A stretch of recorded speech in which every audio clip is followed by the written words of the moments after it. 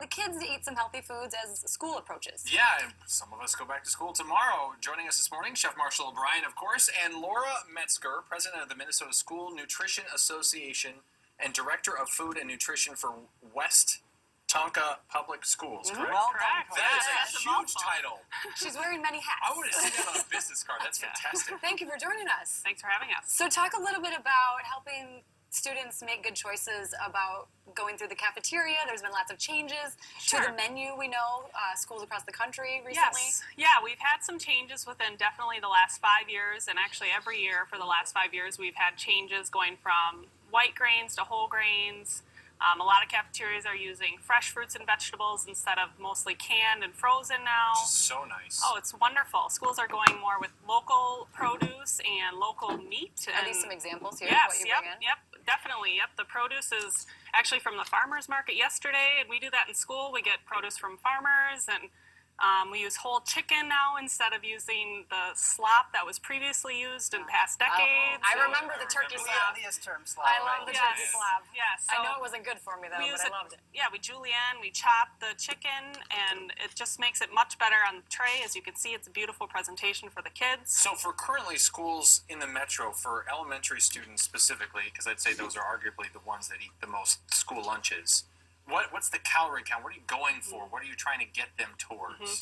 Most school lunches have to be between 550 and 650. It depends on the grade range for the calories, but that is what we have to stick within for the USDA guidelines. It's a bit of a challenge because some of the healthier foods, as we know, whether we're packing our own school lunches or stocking the refrigerator or you're doing it on the mass scale for schools, it can be more expensive to do some of these healthier, more local products. Yeah, finances, you definitely have to pinch your pennies a little bit more, and some schools combine with other school districts to get better pricing on better products.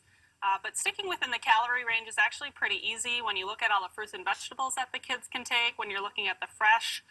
When you get to using the legumes, which we have to have on the menu weekly as well, that bumps up the calorie range a little bit. Yeah.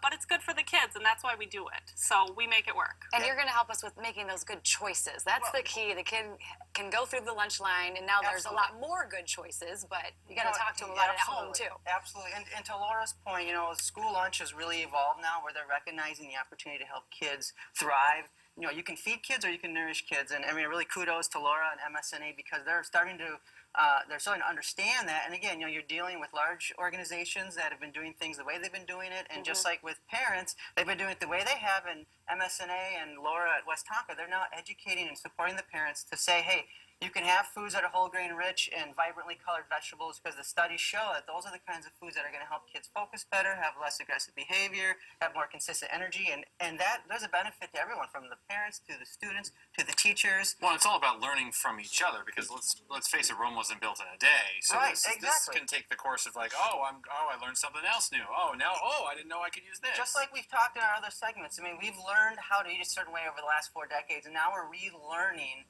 how to eat right. And Minnesota really is a beacon of light in the Midwest and frankly in the U.S. for what they're doing to support not just the cook staff but to help educate the communities about here's the kind of choices that are really going to support your kids' learning and development. I mean, it's kind of scary when you think about from conception to age 5, you're hardwired, and a lot of people don't recognize the power. And school lunch can be a great tool, and the staff can be a catalyst for change. They could be the one normal adult that those kids interact with on a daily basis, and that child has tried something new, like one of the meals Laura's team puts together. Then they go home and they tell their parents about it, and I mean, it's fascinating. Mom, I love those fresh strawberries, or I love that local Absolutely. apple. Are you seeing a better response now that we are a couple of years away from this change? I know initially there was a little bit of pushback. Some athletes at the high school level were saying they weren't full enough. I don't know if that was necessarily your district, but we heard that a little bit around the state. Yeah, definitely. As you said, the kids, as they grow, the elementary kids or the primary school kids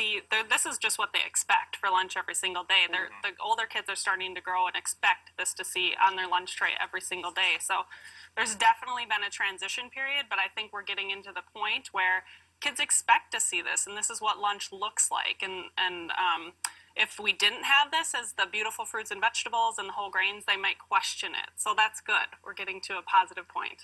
Well, thank you. We could talk about this all morning, but we've got to cut you off there. We appreciate your time, Laura and Chef Marshall. Of course, we didn't make any of your recipes today, but he's got all sorts of healthy recipes on our website. So if you're looking for one, he's got one there. Looking pretty good weather-wise today.